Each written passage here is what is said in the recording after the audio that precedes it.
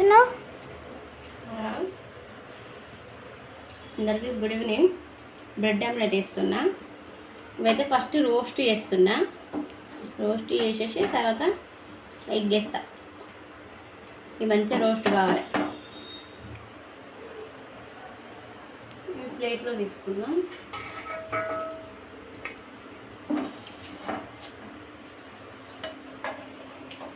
ప్లేట్లో తీసుకొని ఫస్ట్ అయితే ఎగ్ కొట్టేసుకుందాం. మీ ఎగ్ ఆమ్లెట్ రెడీ. అయ్యో, అది బ్రెడ్ ఆమ్లెట్ రెడీ అయిపోయింది. ఇది మధ్యలో వేసేసి ఇట్లా పెట్టేసుకుంటే ఇక తినేయాల్సిందే. Bread omelette ready.